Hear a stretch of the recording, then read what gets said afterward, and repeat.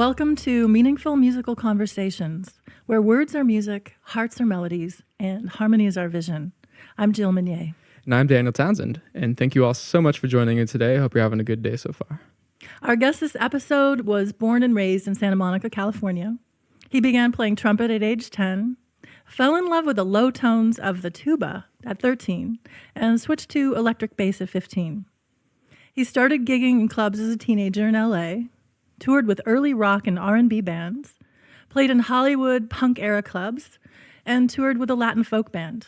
He's toured with the Drifters, Richard Berry, and performed on bills with the likes of Albert King, Pete Seeger, Bonnie Raitt, and Billy Idol. He's a hard-working session player and has played on many artists' albums, including Mazzy Star. Our guest moved from LA to the Bay Area in 1991 and now resides in Sebastopol, California. He is the go-to bass player for many acts and continues to be an active session player. We're happy to welcome our guest, Paul Olguin, to the podcast. Thank you. Welcome, Paul. Thanks for coming out today. All right. Thank you for having me.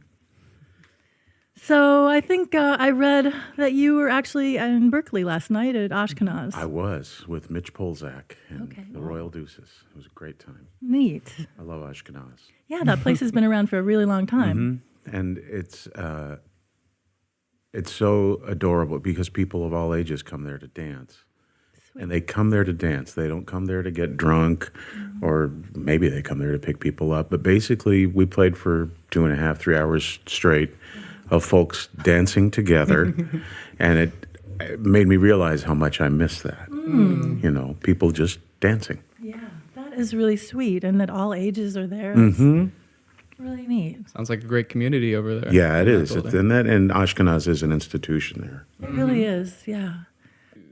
We always love to ask our guests, what was your earliest memory listening to music? Well,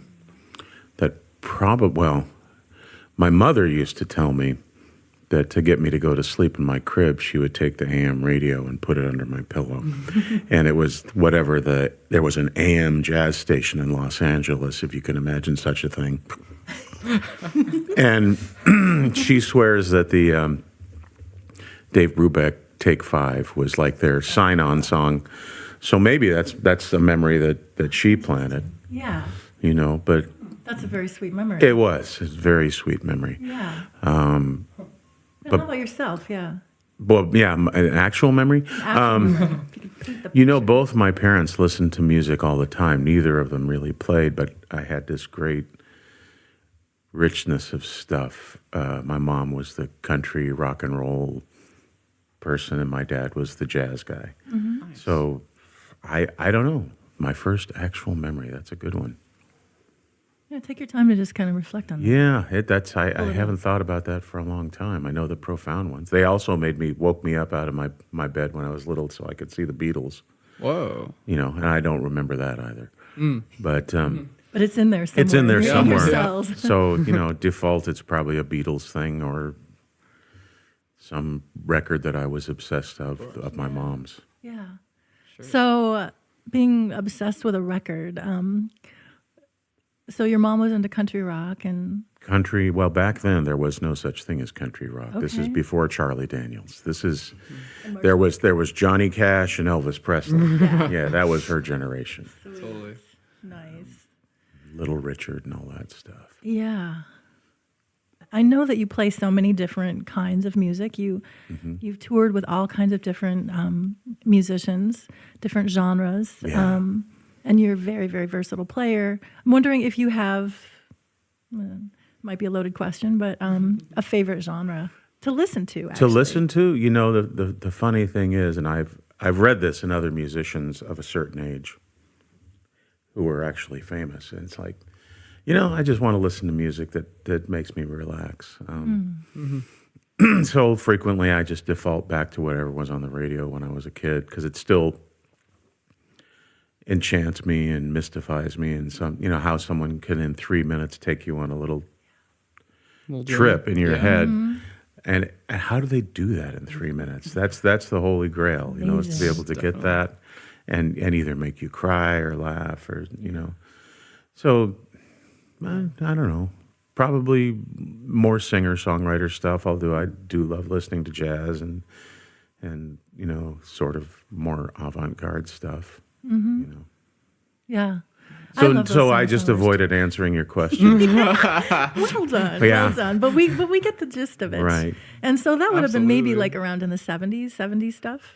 Yeah, 60s, you're of my 70s. generation, Yeah, yeah. I was born in 60, so Yeah, I was born in 61, so we're nice. probably listening to the same thing back then. Oh yeah. And radio was so great back then. One, because there was radio and there were so many stations, and they were all relatively independent.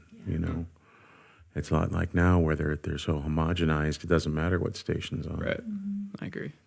Yeah, there's a real power behind like the music that you grew up listening to. There's so much emotion tied to that, and I think probably almost everybody goes back to that music and still listens to it to this day. Sure. I think there's a reason why at the bars we hear a lot of 80s cover bands right now, and that's a popular thing. Sure. And that will Yeah. change as it goes on. Right, and people revert. People are comfortable with the music that they grew up with, and there's no shame in that. That's always been true. There were people rioting when Stravinsky premiered things because it didn't sound like what they were used Right. to. But now people look back fondly on. Yeah, so comfort and relaxation are a couple of words that, I'm hearing there about how music works with us. Yeah, and when you do it for a living, it's nice to not have to take that busman's holiday of, I wonder what guitar he was playing. How does that? Well, I bet I could play that melody. Yeah. So sometimes going back to something comfortable just allows you to enjoy the Right. music and the memories associated with it. Yeah. Yeah. So you don't usually listen in an analytical sort of ear. You listen, Well, by For- default, you do. of course. right. Because it's like driving a car. You see somebody do something stupid, you say, "Well, I wouldn't do that. This is how I would do it." Right. And you listen to music, and like I said, you start taking it apart because I've spent most of my life trying to take it apart to figure out how it works. So I don't know. Maybe yes, maybe no. Yeah. I think I'm good at avoiding direct answers. Maybe yes, I maybe think no. you're just really creative. Yeah. But No absolutes, That's yeah, okay.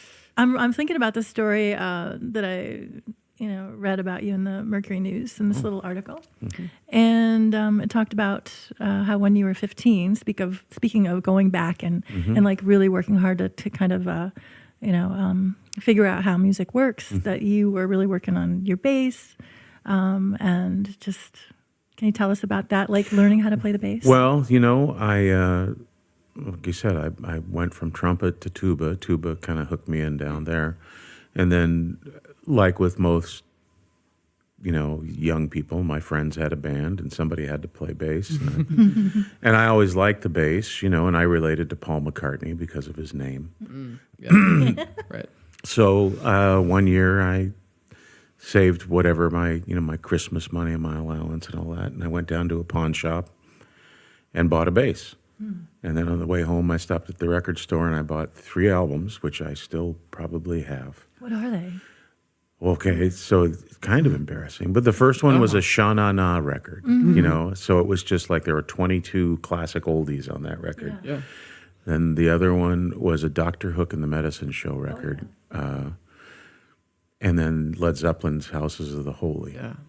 And I went home and I started figuring out how to tune the thing and all that. Nice. And the Sha-Na-Na record became, the easy one to figure out. The Led Zeppelin one I'm still working on. Right. Totally. And, Dr. Hook and the Medicine Show, that was just one of the great bands of that year. Yeah. And, we're lucky to have Rick Ellswood, who's the guitar player, lives in the area, works down at Bananas at Large. Oh, I didn't know that. Yeah. So Cool. that's Oh, yeah. great. I get to look at him and go, hey, I saw you when I was 15. Wow. Might I ask, do you remember what kind of bass you had? I do. I still have all the parts of it. Nice. It So was do I. Mine's in parts too. Yeah. It was a KSG copy with 1 pickup. And it was beautiful red and black sunburst, when I got it, and then somewhere along the line, I decided it had to be spray painted black, right? Because that's what every young man Yes, does. we go through that. Exactly. With everything. So now it's covered in a thick coat of Krylon paint and lying in a box in my closet. Wow. But I still have it. A really similar story. That's funny. Yeah, no, I think everybody has it. Right. My first guitar is now sanded, the finish off, Mm-hmm. prepared to be painted for now years. I haven't painted it. And what color are you going to paint it, I Daniel? don't know. But we'll see when that day comes. Right. Yeah, it's in parts as well. So yeah, so that's what I did. And I just back then, you could. I mean, records were the obvious one because you could repeat them. And back then you had to pick it up and put it back down and pick it up and scratch the record in the process. Yeah.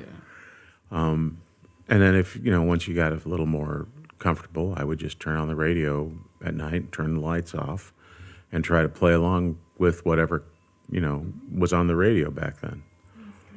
So that was my my early schooling, and later on I took lessons from a couple of people, including Lawrence Welk's bass player, who was a phenomenal bass player, lived in L.A. for a long time, and I think he actually moved to Branson. Interesting. Yeah. And so do you remember your very first gig ever? Yeah, I think I was in high school, and some friends. I'm pretty sure there was probably more to this, but all I remember was they gave us $100 for the three of us, so we each made $33 and change. And it was some guys who probably we shouldn't have been hanging around with. They were older guys that had fast cars and a house up in the hills, and some young girls that we knew said, "Hey, we just met these guys who want a band for their party." And like I said, I'm sure they weren't quite as interested in the band as they were the girls. Right. And I'm sure the money came from somewhere. Right. But that was my first actual paying gig. It was a pool party somewhere in Brentwood or something. Oh, yeah. Yeah. Cool. And was that how was that for you? Playing your first gig? Was it It exciting? was, yeah, I'm sure it was exciting. I mean, we didn't really know any songs or anything. Oh, really? Yeah, we just sort of made noise. Okay. Nice. And, Yeah. I guess that sort of was a good first step. Yeah, I'll say a pool party in Brentwood. Oh, Brentwood with cute girls. Sounds like good pay too. And I'm sure there was beer there too. yeah. Not that I would have tried it. So actually, yeah, we actually met, just to let people know, we met, I think it was a couple years ago at Main Street Bar and Bistro in Guerneville, just very briefly. And you were the bass player for Wild Janie Roberts. And so she's a vocalist, and John Simon on the piano, and Kendrick Freeman on drums, I believe. Yeah. Well, I don't know if I was playing with her. I know who she is. She's wonderful. I think we met at that venue with many of the same people, except Jeffrey White was playing drums because he's the guy who hired me. Oh, yes, that's right. At It was Jeffrey. It was sort of, I got the afternoon call, like, can you be here tonight, kind of thing. Okay.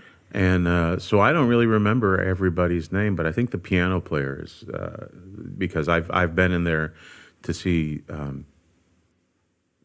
can't remember anybody's name, the woman that you just mentioned. Yeah, Janie. Yeah. Yeah. I've been in there because my wife and I sometimes go there for dinner. Yeah. Chances are we're going to run into friends, Yes, yeah, it's a really neat place. It is. Yeah, and so I remember we just have a brief interaction after, I don't know, maybe it was during a break or something, and you said something about what makes, how you pick a gig to do. There were the 3 points? The 3 points, yeah. Right. Could you share those with our audience? That's my my little equation. So there's three aspects to taking a gig when the phone rings. And the first is, the music. Is the music good? Do you like the music? The next one is the hang. Are the people cool? Are they decent to be around? And the third one is the money, because when you're doing it for a living, you have to ask about that. Mm-hmm. If you get any two of those, then you've got a good job. Mm-hmm. I'll play some great music for lousy money with nice people, and some of the other combinations too. If you get all three, you have a unicorn. Right. And they don't come around that often, so you just jump. Yeah, I hear you. Well, I loved hearing your 3 points that night, and I haven't forgotten them. It makes that decision a little easier sometimes, because sometimes when you're young, you'll say yes to things you shouldn't. Yep. And generally speaking, it's not the musical part that bums you out. Yeah, I hear you. So that leads maybe to another question. What makes a gig unenjoyable or difficult? Oh, well, Here's the topic. that's a can of worms.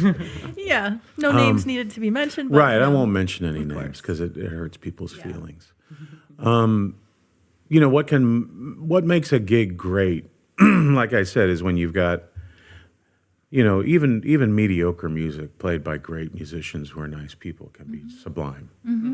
You know, I don't ever have a problem playing Mustang Sally as long as the band actually has listened to the record and honors what made that record so popular. That's a spectacular record, you know, and there's a reason that people always yell it up. Plus, it's fun to sing along with.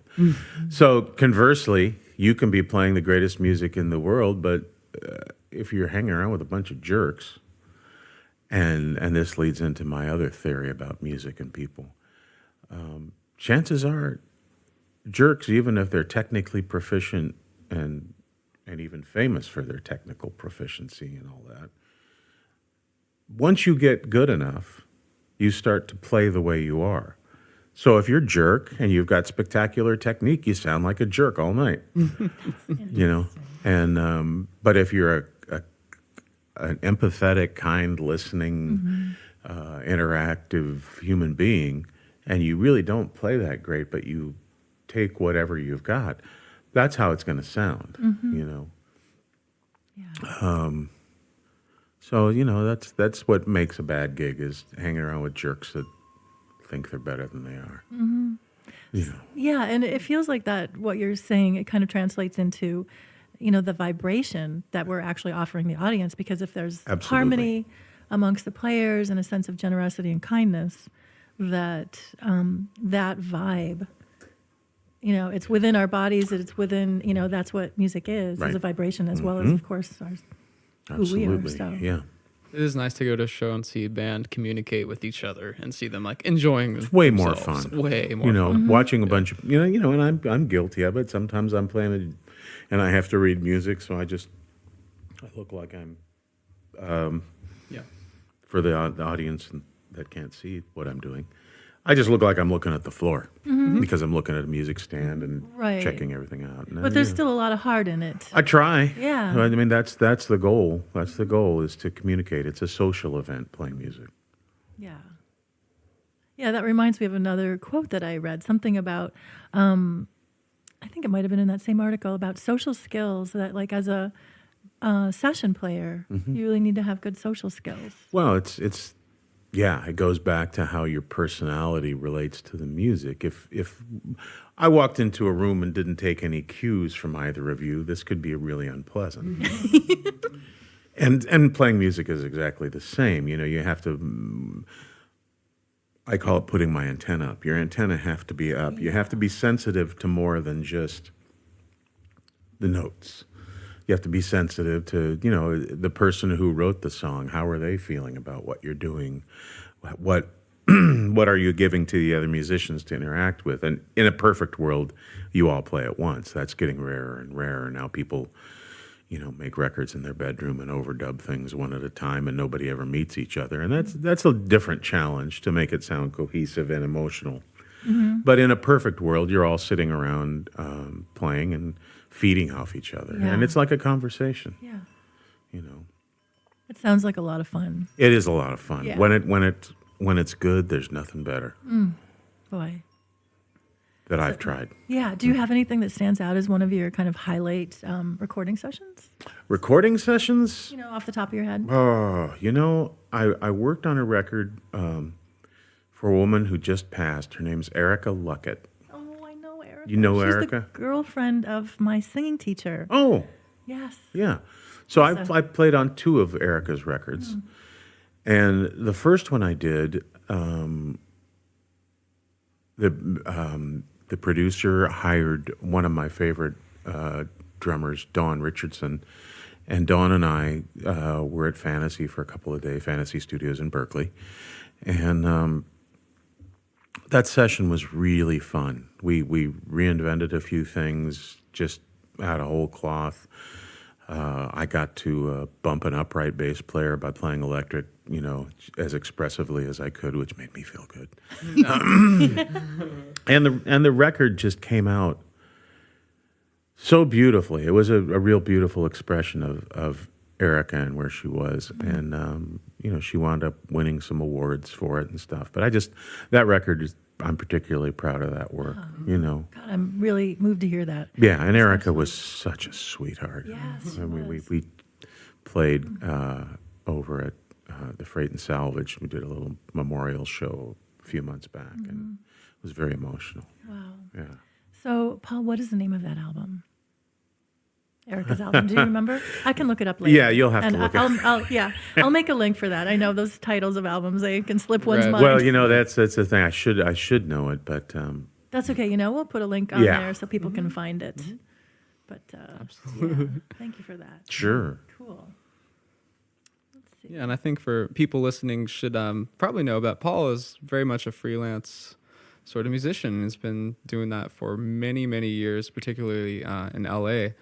I kind of wanted to talk to you about that sort of environment. Sure. And just pick your brain a little bit about what it's like, how it was for you, what the social kind of environment is like in that setting. Well, I mean, the thing is, I grew up there, so I think that's normal.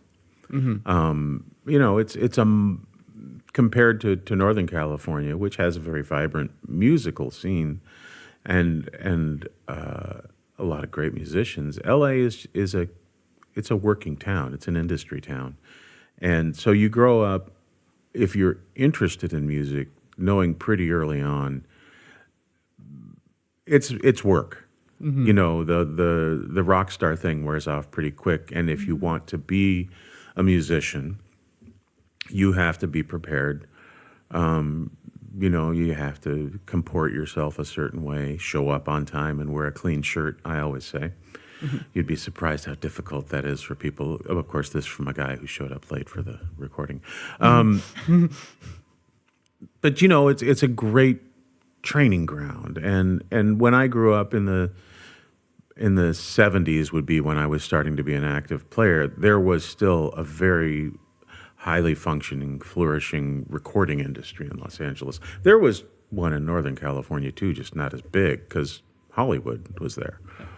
So the people that I wound up admiring after I sort of got out of my I'd like to be in the Beatles phase, and they still haven't called me, by the way, were the session guys, the guys who would put their stuff in the trunk and go to work every day and play what was in front of them. And, if you, there's a documentary called The Wrecking Crew, and it's about all those people who played on all those records in Los Angeles, and you've got Carol Kay, who is every young bass player's, should be every young bass player's first instructor. She was mine. You're kidding. No, just Really? because I had a I book. see. Okay, Yeah. gotcha. She was the first published electric bass method, period. So, we all have, I've got some ancient, crusty Carol Kay books in my bookcase. Cool. And Hal Blaine, the drummer who played on, they both played on all the Beach Boys stuff and every pop record that came out of L.A., Tommy Tedesco. Those are the people that I admired, primarily because I thought, wow, what a great thing. You just go to work and play music, and then you go home. Also, I don't really fit the visual image of a rock star at the time, I don't look like Mick Jagger. Although we are starting to look a little wrinkly. So for a guy who really didn't want to stand up front and, I just wanted to play bass. Yeah. And that to me is, so those were my heroes, And then there have been the other people. I don't know what question you asked. I just started talking. That's exactly what I was hoping for. Yeah. That was a mission for me. I guess the original question was just what What it was like? Yeah, what it was like for you. Well, like I said, you grow up with an awareness that it's an industry town. Recently there have been films, the one about music in the canyon that Jacob Dylan did, and some other ones. You talk about, I don't know how I knew it, but I'd be driving in the car with my dad, and the DJ would come on KHJ and say, "We just got this new acetate from the Byrds. This is the first time anyone's ever heard this." And so somehow I put it together that they were making the records there, in L.A. Right. And they did. L.A. ruled the airwaves in the 60s and 70s, Yeah. So that was good. You're aware of it. I think I did my first recording session when I was still in high school. I was 17 or something. I barely knew what I was doing.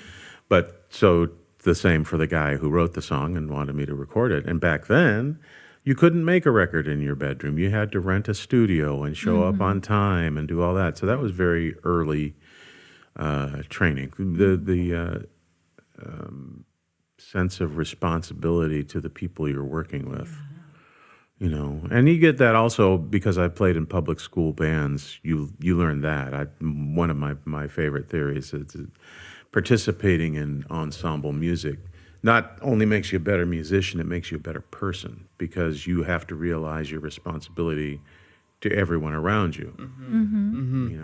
You can't fix it later. You show up at band rehearsal ready to play. I really appreciate that. That's really cool. Wow. Well, I learned it because my elementary school band teacher, I showed up to orchestra rehearsal one morning with my trumpet, but without the mouthpiece. Oops. So I sat on a stool next to him for the entire hour holding my trumpet on my knee. Oh my God. Never forgot my mouthpiece again. Wow. And if you did that to kids now, people would report you. And it's I think that's great training for the real world. Well, I've actually witnessed that in one of my teacher's classes because I actually went back to school, a bunch of years ago to study jazz and have actually witnessed a bass player, in fact, having to sit it out in class for. But anyway. Because you didn't show up prepared.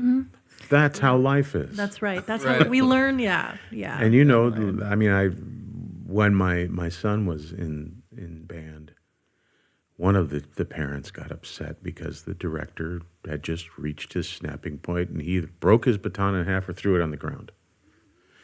And the teacher the parent was just aghast. He said, "They can't do that. These are children." I said, "Yeah, but we're supposed to be showing them how to be adults." Right, totally. And he blew his top, but the kids weren't paying attention either.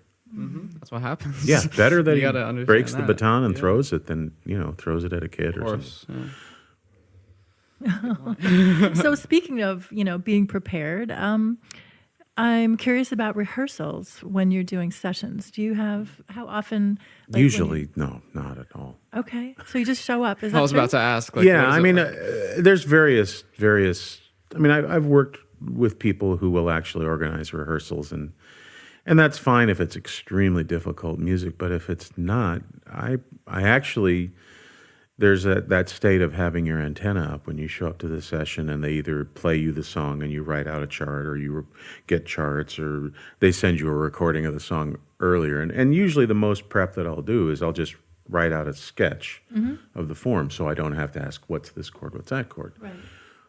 But the big charge out of doing sessions like that is you show up with your antenna up and your creativity and you're listening and interacting and you make it there. Yeah. That's the magic. Yeah. That's the electricity. If something is, like I said, unless it's extremely sophisticated, overly rehearsed, to me that's just not as fun. It can be, I suppose. But for me, the excitement comes from showing up, knowing that we're going to be, interacting. Yeah. Interesting. Yeah, I've heard stories, in some of those documentaries that you were mentioning about that kind of magic just happening, and everything is so fresh, and it comes from that place of nothingness, where something arises out of nothing, and it's pretty neat. Yeah, you can spend your whole life developing your technique and your knowledge of this and that and the other, but when it comes time to play, as John McLaughlin once famously said, you should not be thinking about any of that. You should be where you are doing what you're doing, not thinking of some other thing. Right. John and my husband and I were at the beach yesterday, and we were listening to an album that I was listening to the first time. It was Freddie Hubbard's Backlash. And, I said to my husband, I was like, wow, it sounds like these guys are just really being experimental right now. It was 1967 album.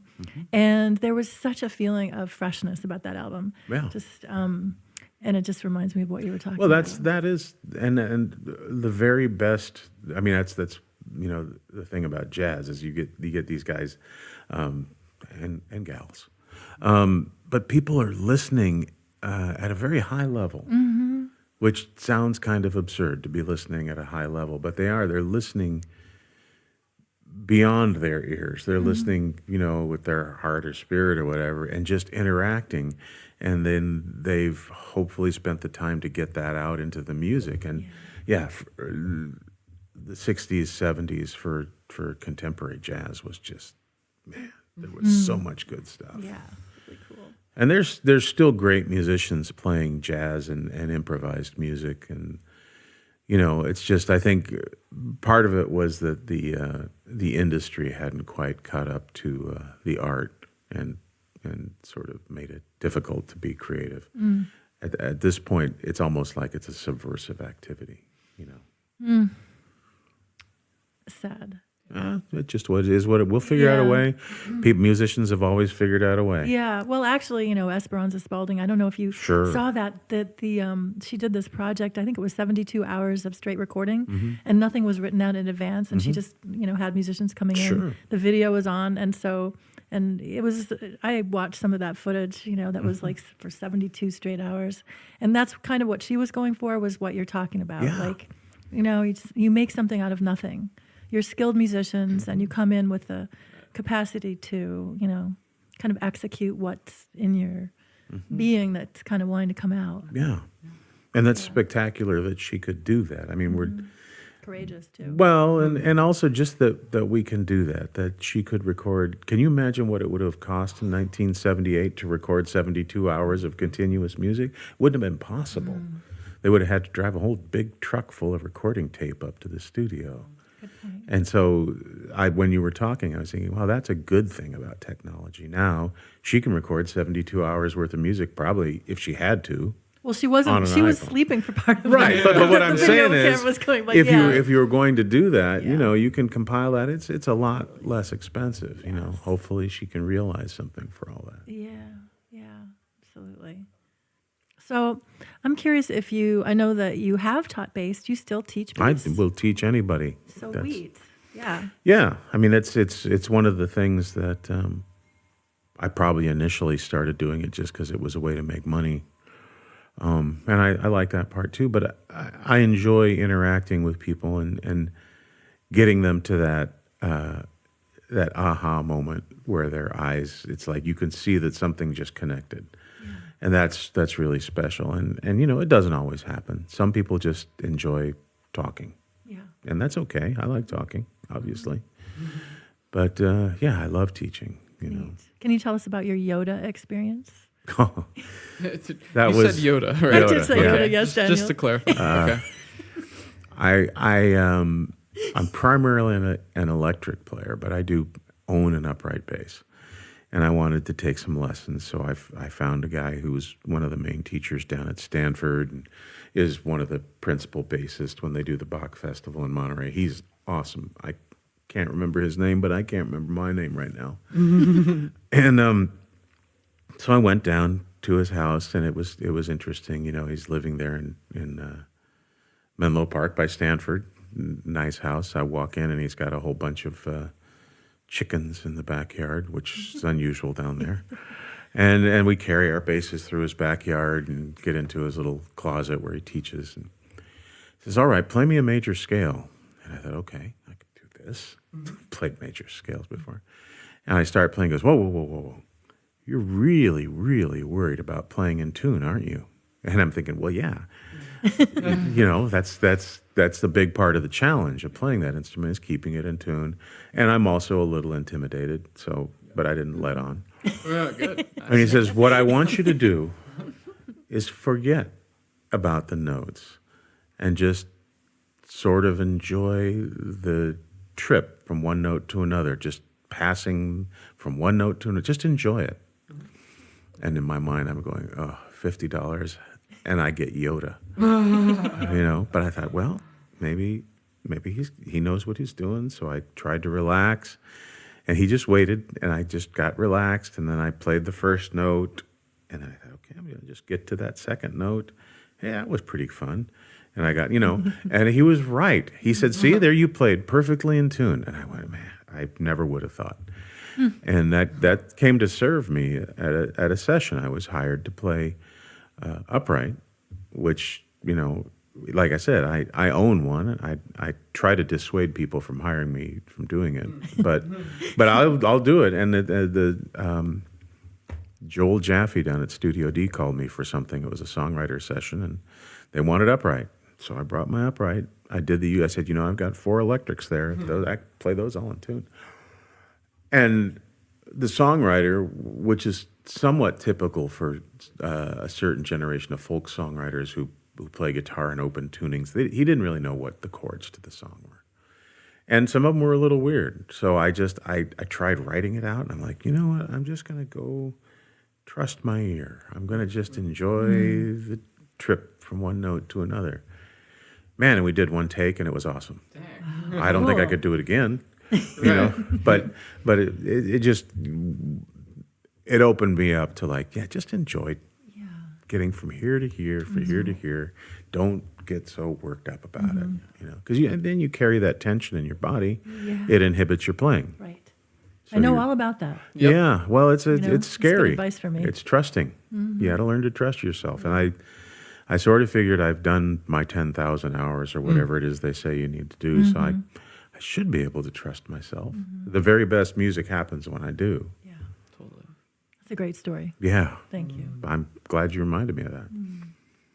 I wish I could remember his name. He's a great teacher. Yoda. Yeah. Yoda story. That's so great. Wow. I could definitely use some of that in my life. It's a big lesson, but it really helps. Yeah, I am one who likes to, practice a lot and work really hard. And because I only started playing jazz about 7 years ago, I, had to put in a lot of hours initially. But I found that, I'm still putting in a lot of hours and I'm still a baby. But, there was a point where I started to just really not enjoy what I was doing, and I would just get even more uptight when I'd have to perform. Sure. So I decided to search out some books, and there are a couple of books. Kenny Werner has this one book called Effortless Mastery that a lot of people know about. Yeah, that's a good book. But there's this other book, and I loved that book, and it helped me. There's another book called Playing and Practicing from the Heart, and this book, it's very much about what you're talking about, and the author, this woman, talks about when you're actually practicing, can you relax and be that present even while you're practicing and enjoy it, as opposed to just playing however, this was me, playing however to just get through these things because I got to learn these things here and da-da-da-da-da. But it reminds me that every moment, whether we're performing or just practicing or playing for ourselves or whatever, working on our chops, that enjoyment and just going from one note to the next is so important. Sure. Well, if you think about the function of practice, it's to prepare you for performance.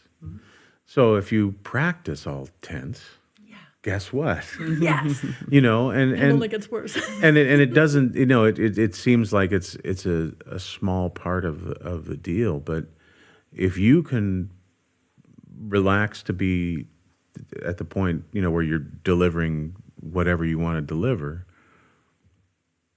that's the point. Yes. The chops, completely irrelevant, as long as you can do what you need to do. That's why my earlier theory about people playing the way they are. Sometimes the guys with all the chops are just jerks. It's so who wants to hear a beautifully executed jerky solo? Yep. I would really rather hear one that kind of falls apart a little bit but has soul.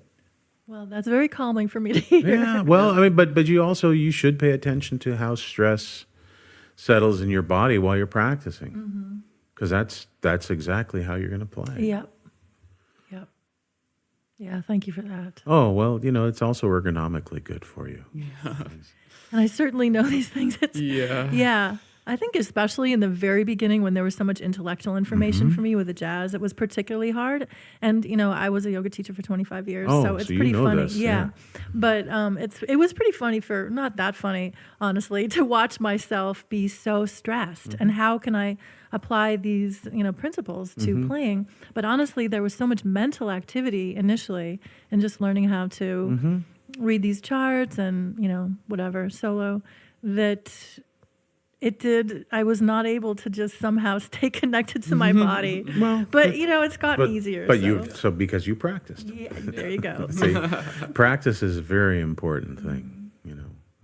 It just because you can address so many issues even by doing the same exercise. I'm constantly telling my students, they'll master major scales in 12 keys, and it's like, I said, great.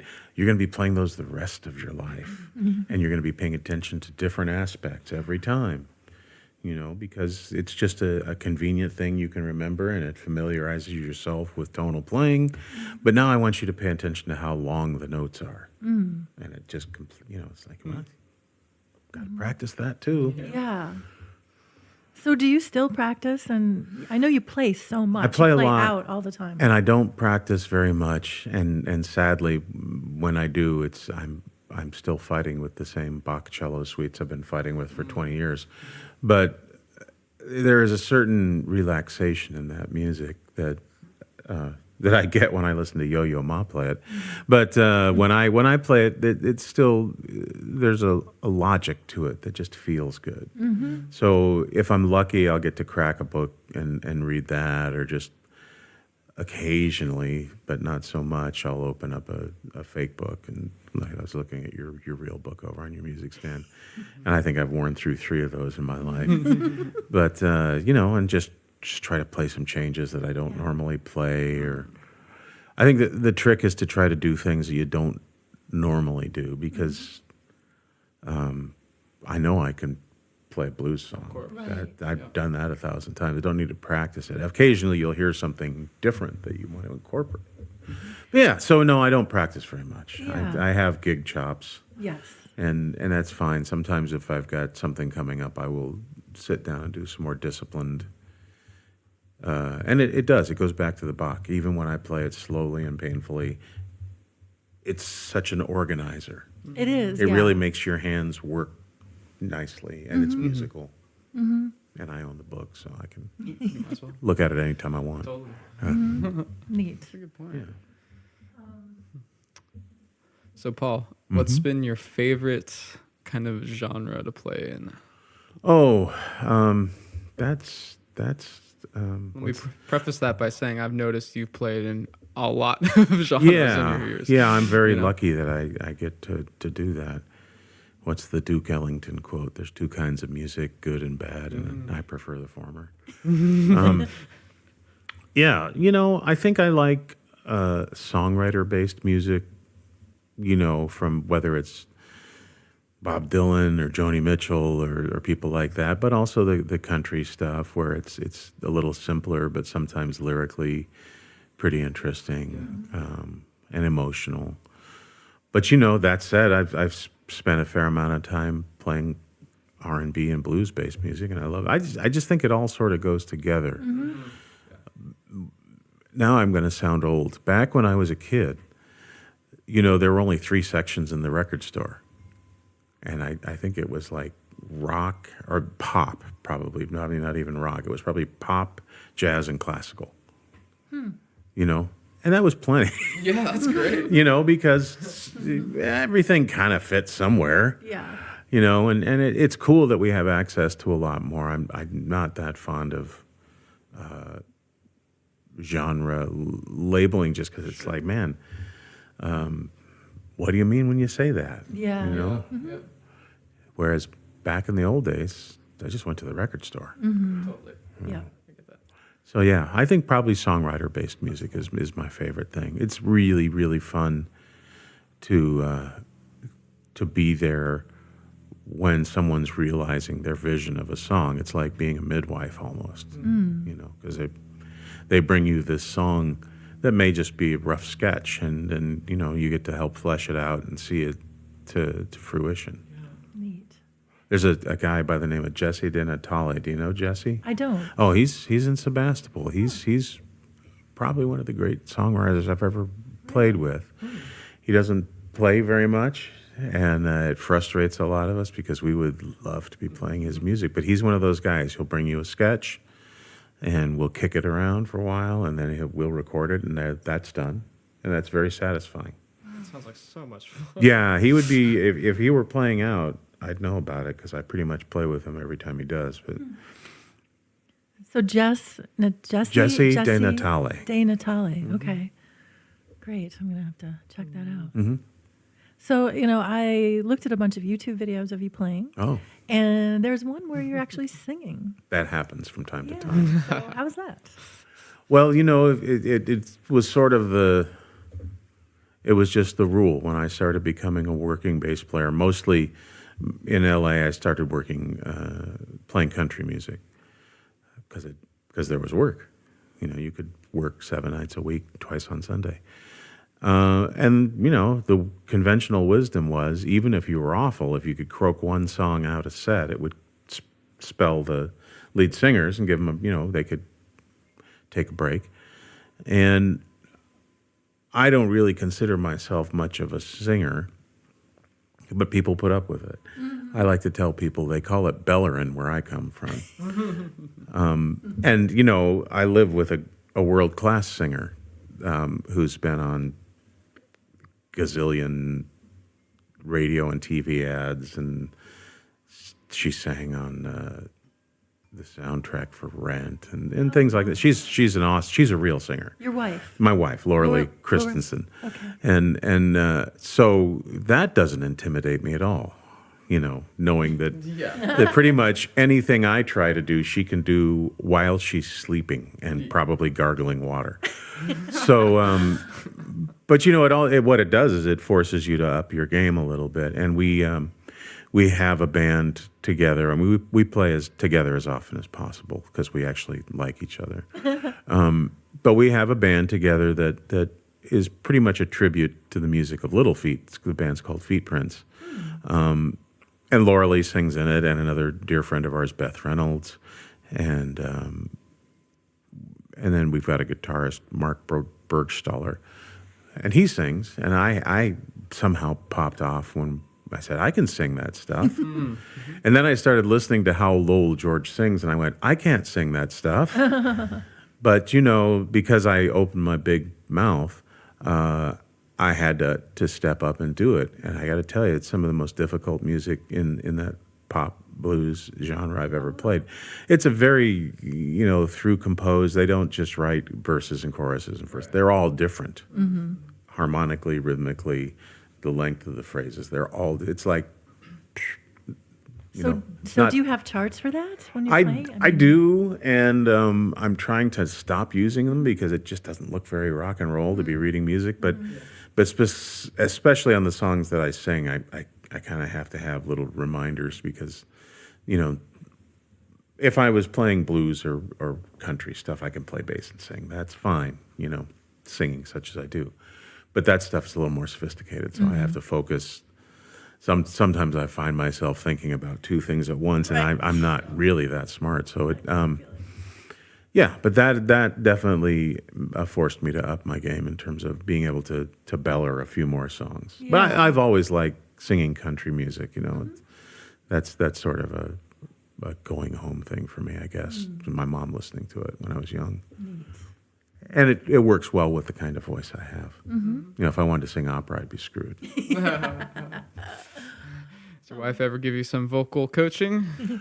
Occasionally, it's you have to be careful when you live with the person because what you might say to a student could start World War III at home. Yeah, totally. So, fortunately, I tried showing her some scales on a guitar and she lost interest, which is probably good because it'd probably be bad if I were giving her lessons. But she's the most encouraging person I've ever been with, and so occasionally she'll go, you know what? I don't want to hear you talking about how you don't sing. You sing fine, and if you practiced a little bit, and it's like, okay, all right. But she's right. Yeah. If I put some serious effort into it, but I'm fairly happy with the way I sound most of the time if I'm not listening too close. Well, what I heard sounded awesome. Oh. And just, it was a blues recording. Oh, okay. Yeah, and just really, just right in there. You never know what's going to show up on YouTube. Yeah. That's why I try to keep my pants on when I leave the house. Oh my gosh! And so, are you guys your band the Little Feet? Yeah, feet prints is Feet what we Prints. call it. Yeah. Okay, Feet Prints, and that's FEAT. Mm-hmm. Prints. And are you playing somewhere soon? Well, by the time this comes out, it will have happened. But we're playing tonight in Pacifica down at the, I forget, the community center concert series they do there. We just played Thursday night at the Redwood Cafe in Katati. I know we will be playing, let's see what I can see on my calendar while I'm talking. Doesn't look like we have anything coming up immediately. I know while I'm plugging things and looking at my calendar, I'll be playing with another sort of local hero, Mark Caron. Do you know Mark? No, I don't. He was Bob Weir's guitarist for a long time. And I met Mark when he helped Bob open the new Sweetwater in Mill Valley. And he was he had a residency there for a year. And I went down and we did an old-fashioned cattle call where a bunch of bass players got up and played. And fortunately, the really good guys couldn't do the gig, and so I got it.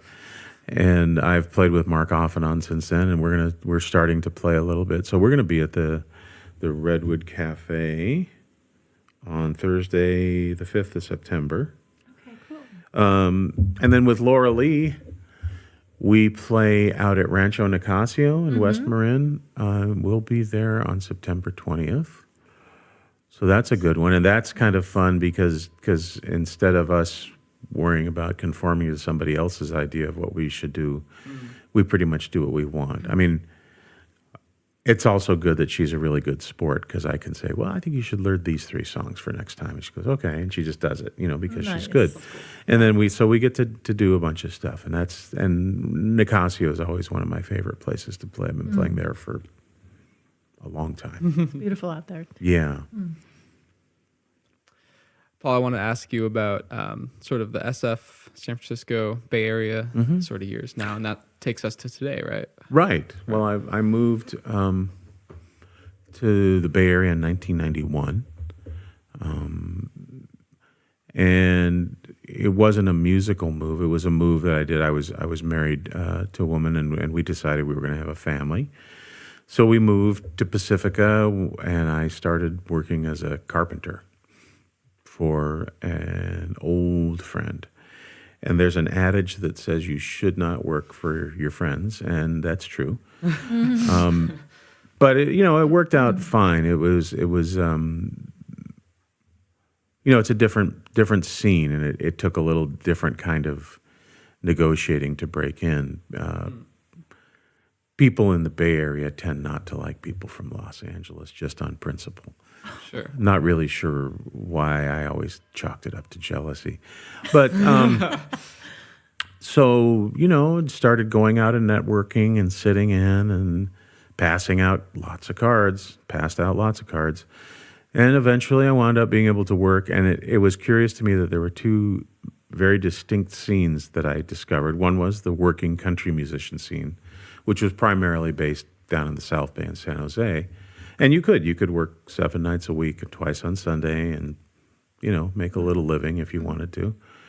And then there were the more creative songwritery types in San Francisco and that. And then I discovered that a lot of the blues and R&B was coming out of Oakland and the East Bay. And, just little factions, whereas in L.A., kind of everybody did everything, But I learned how to negotiate that and found it entertaining that somebody who would play for free on a Saturday night for 45 minutes didn't understand that they would pay me to play for 4 hours at a country line dance bar. And similarly, the country people couldn't imagine why I would take a paid night off to go play a 45-minute set with a songwriter. Right. And I just, But eventually we all find our pack, and I found people and was very fortunate to be able to get to work a fair amount. A lot of the work, the country work is all but gone. That's really? there used to be so many line dance bars, and that generation of people they've passed or they don't go out. That was to go back to the Ashkenaz last night. That was a refreshing thing. A lot of the people there were older, which just means they know how to dance touching. Right. They know how to two-step and get out of other people's way and all that. And so I was really reminded how much I missed that. Because, we tend to think of country bars as line dance bars, and probably the ones that made the most money were. But the little honky-tonks where people would go every Friday and Saturday night, gussied up and dance. I found that was a little homecoming. Yeah. Do you like to dance? I can't dance to save my life. Not a little two-step? I can sort of snuggle on the dance floor, and every now and again, we will. But I'm terrible. My excuse has always been I learned how to play so I wouldn't have to dance to meet girls. Yeah. Yeah, I'm awful. Funny. I'm wondering how people can find you if they want to hire you. Well, I did used to have an active website, and I sort of let that go to seed. So if you look up paulolguin.com, you'll get some interesting stuff in a language I don't read. Let me just spell that actually or go ahead. Paul, Paul, Olguin, Olguin. I don't have a website. I have a Facebook page. There's as you pointed out, numerous YouTube videos of me hopefully not embarrassing myself. And I'm on the interwebs. I just don't have an active website anymore. Yeah, and do you have a musician profile page on Facebook? I kind of do. I haven't done much with Okay, it. 'cause But people if could, people put my name in Facebook, they'll find me. Okay, and they can message you there. Yeah, I see you from every now and then putting out and say, hey, bass player for hire. Right. And boy, all of a sudden, you're just booked up. Yeah, well, it works out that way. Back in the good old days, as my grandpa would say, I used to be able to play 250 to 275 gigs a year, which it sounds great. It's as many days as a normal person goes to work, right? Well, I yeah, just but- went to work at night. Yeah. But Getting those gigs. that doesn't exist anymore. That economy is gone. The people who go out and go to clubs that would support live music, a lot of them, the music's changed. It's more a little DJ based, which is there's some great stuff. I'm not putting it down, but it put me out of work just the same way pianos put orchestras out of work. They complained about that when the piano became a thing, a couple hundred years ago. Okay. So it's the evolution of the art form. But yeah, so sure, I'm out there for hire.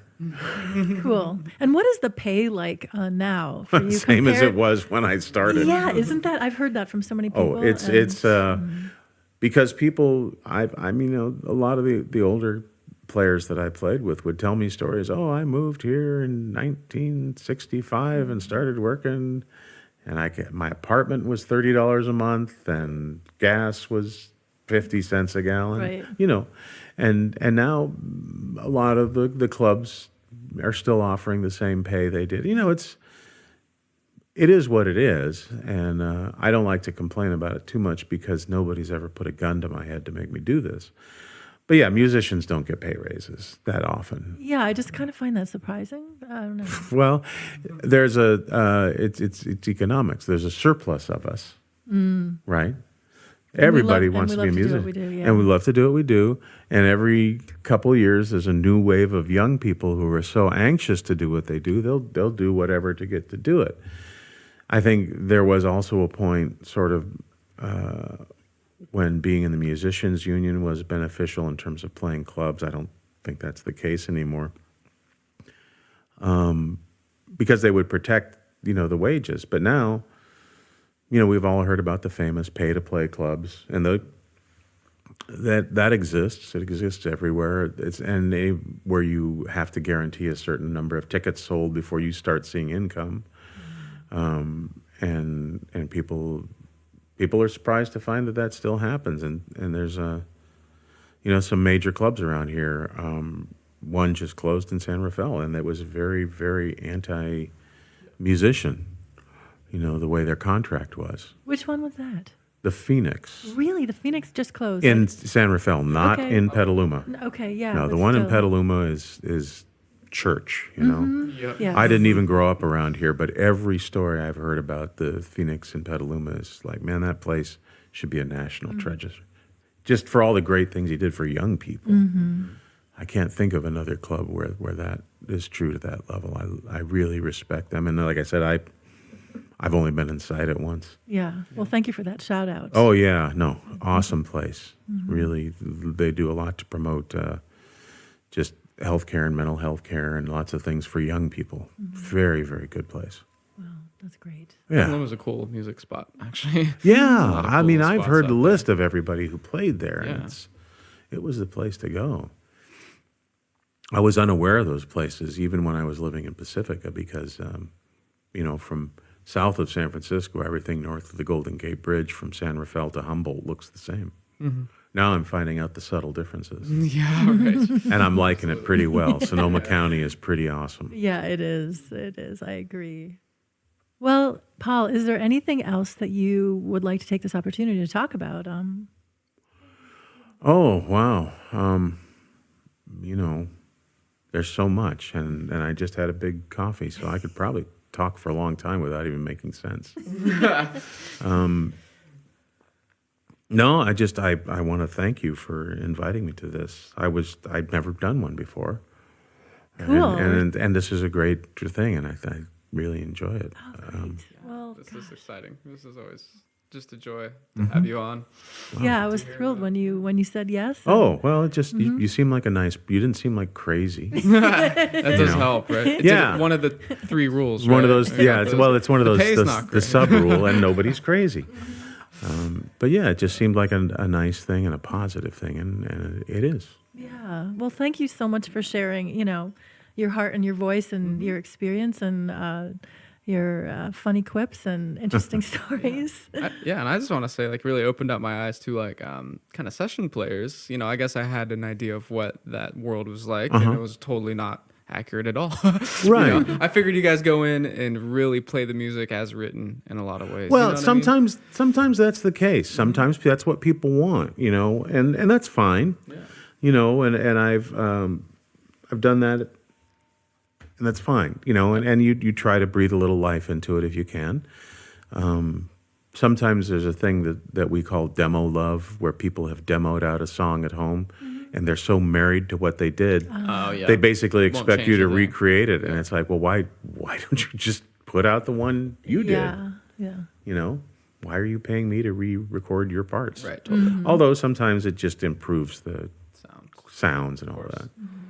Yeah, no, at the very best, it's a creative process. That's what I love. That's cool. I mean, the challenge of reading something well is it's huge. I'm not that great a reader, so it's really huge, but that's a valid challenge, and I'm certainly not dissing it. It's just, I think what gets my juices flowing is that interactive thing, Yeah. and playing music into a really nice sounding studio, just getting the sound in the air. Neat. That's great. Yeah. Yeah. Well, thank you so much for joining Well, us. thank you for having me. Yeah. All right. Thank you all for tuning in today on MMC.